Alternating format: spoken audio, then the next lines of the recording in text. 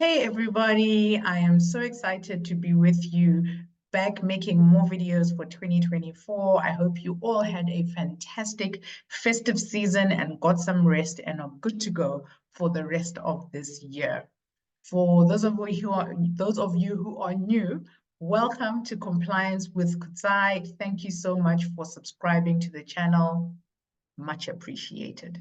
So, without further ado, what are we talking about in today's video?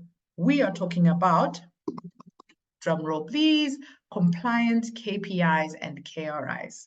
And I am particularly passionate about designing the right key risk indicators and key performance indicators for your business, for your compliance function, because that is enabling you to do better, to manage risk well, and it's really, really important. And by the end of this video, I'm hoping that you will fully understand why good KPIs and KRIs are important for you as a compliance officer and have a great grasp on how you can implement them for yourself within your organization. Okay, so let's get started, jump straight in. As a function, we need to monitor various metrics, our KRIs and our KPIs. Our key risk indicators, as the name suggests, are metrics that we use to monitor risk on an ongoing basis.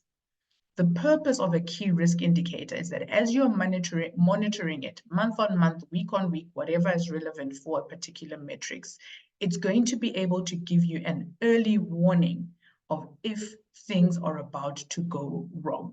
So that is why you choose key risk indicators and different metrics to measure, to keep an eye on a consistent basis, the risks that you face as a business. The next thing that you need to be monitoring are your key performance indicators.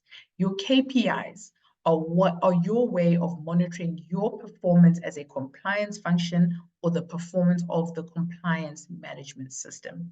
So you have a compliance program with policies and procedures, your training, all of that good stuff that you deliver and execute as a compliance function. Your key performance indicators are what you put in place to monitor how are we doing in those regards? Are we on track? Are we off track? And then you can adjust and tweak to make sure that you are doing well as a function and you are operating effectively.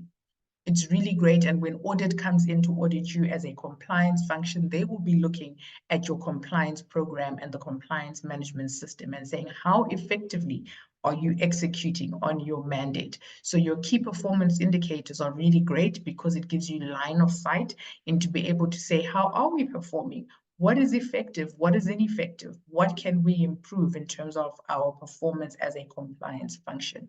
And so when audit comes in, that is not the first time that you're hearing that your training program sucks or something horrible like that. You'll be able to see that actually things are going well in that particular metrics that we are monitoring, or things are going down south. What can we do? So your key performance indicators are really about how are we monitoring our performance as a compliance function. So overall, that's what you're looking at when you're looking at key risk indicators and key performance indicators. Risks is focusing on what are the key risks as compliance that we need to be monitoring for the business on an ongoing basis and reporting to them. And then key performance indicators is how are we performing in terms of executing on our mandate, our compliance program. What do we need to be fixing and doing to make sure that we are operating at the standard that is required? You've all heard the saying that data is the new oil. And that's a phrase that was coined by a British mathematician. And what it means is that information, numbers, data in their raw form, it's not as valuable as when you refine, process, and extract from that information to get the value. So your KRIs and your KPIs are following the exact same logic. You can have numbers, you can have information, but the value is when you extract from them. How do I analyze this data? When I look at my training stats, What is it telling me? What is the story and what am I taking away from those stats to be able to say, okay, things are great, things aren't great. What do we need to improve? What are the risks that the business is exposed to as a result of this information? So when you're designing your KRIs and your KPIs, I need you to be thinking about, what risks do I need to manage? What story do I need them to be able to give me that data and analyze that data to be able to extract a story that I can then communicate to the business that based on this data, this is the story of the health status of your business. This is the story of the compliance function. We need more investment. We need more technology. We need more resources, whatever the case may be.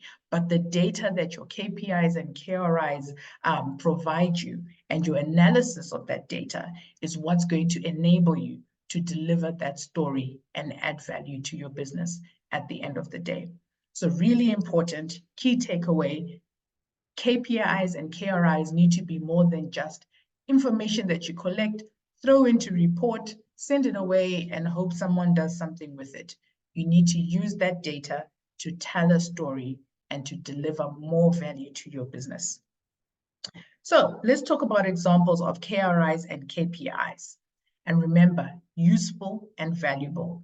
If you're not extracting anything out of your data, it's just data. Nothing useful, nothing valuable. And that's not the KPI or KRI that we want.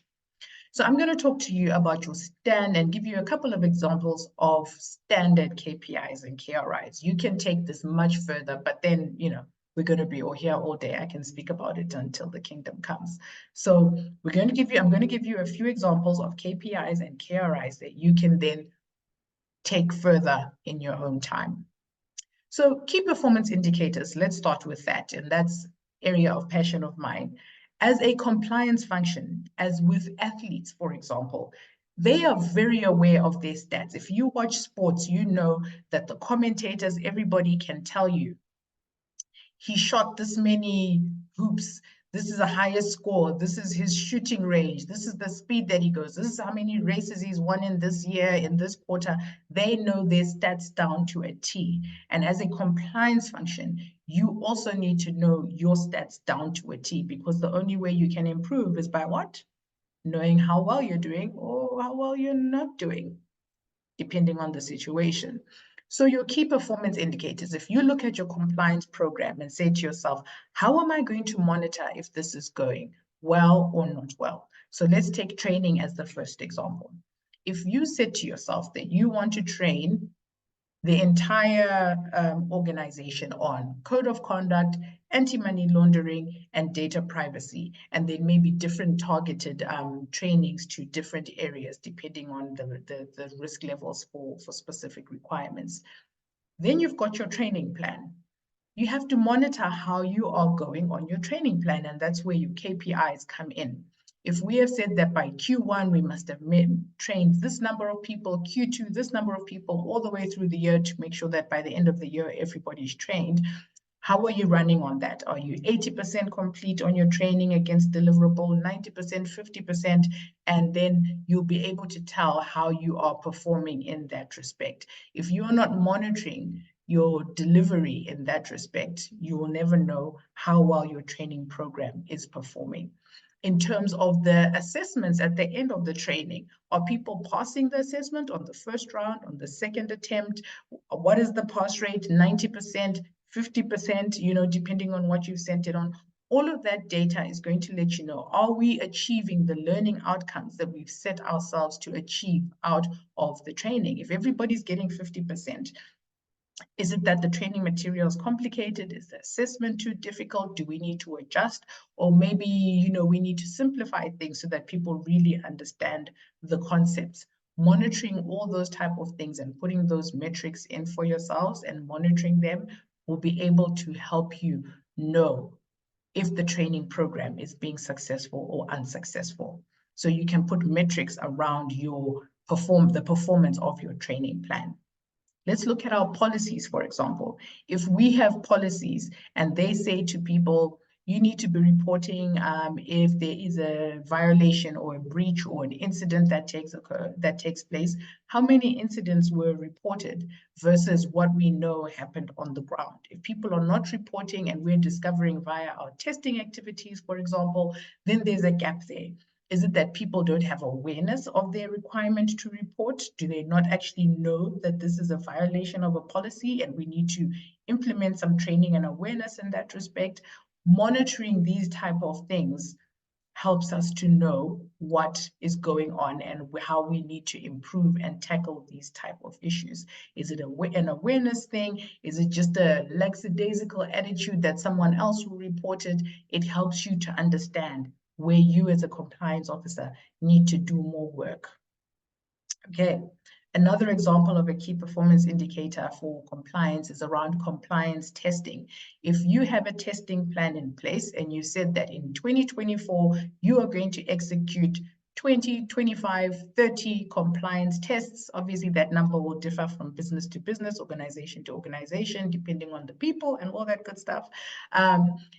Or how are your tests going? Are they on track? Have you completed the number of tests you said you were going to complete in Q1 versus what's on the plan?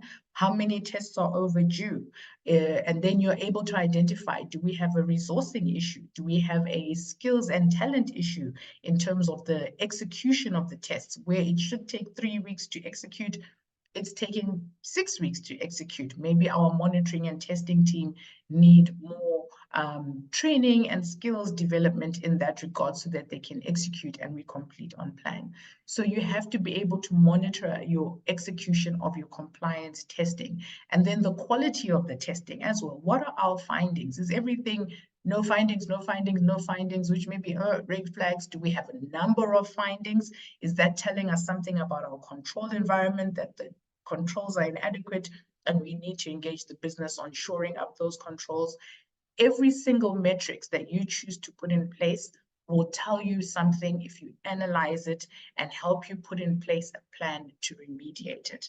So that is why it's important to have in place really great KPIs for your compliance management system. So that's just a few examples in that regard. Let's talk about KRIs now. So your key risk indicators are what we as compliance are saying. We want to keep an eye on these specific things to see if there is any risk bubbling under that might materialize. And remember, your KPIs and your KRIs, you're monitoring them on an ongoing basis. It's not some one sort of exercise like a compliance test. So you're monitoring your KPIs and your KRIs monthly, weekly, quarterly, whatever is appropriate for that. So if someone is operating in the dealing space, maybe you want to be monitoring the limits of the deals and making sure that people are operating within the limits set on a weekly, daily basis to make sure that you don't have any rogue trading situations going on.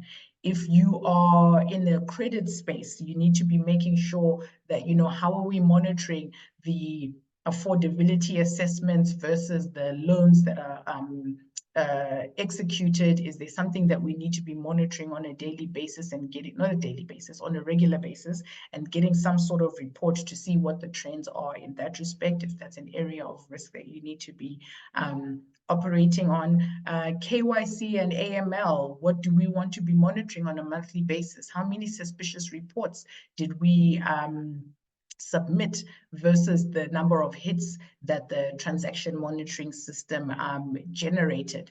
Is it making sense in terms of what we reported? What are we choosing to not report? And you're analyzing all of that data and saying, what can I analyze in terms of the risk that the business is exposed to as a result of me looking at this? And the reason you're monitoring it on an ongoing basis is that you want to be able to do a trend analysis. Last week, we had 10 suspicious transaction reports submitted to the authorities. Next month, we have 1,000 suspicious reports. What is the reason? Is there a system error in terms of what the transaction monitoring system is extracting? Is it, we've onboarded a bunch of suspicious clients and now we've got an increase in suspicious transactions? Do we need to be looking at our onboarding process? Why are we saying yes to these clients? What was the reason? Is it a new product offering? What do we need to do to ring fence and better protect ourselves against that product being used for money laundering reporting purposes? So your analysis and your review of your key risk indicators is going to be able to help you generate a story, do an in-depth analysis and review of a specific area. If something is trending upwards or trending downwards, you know, one of those things is going to give you something to think about.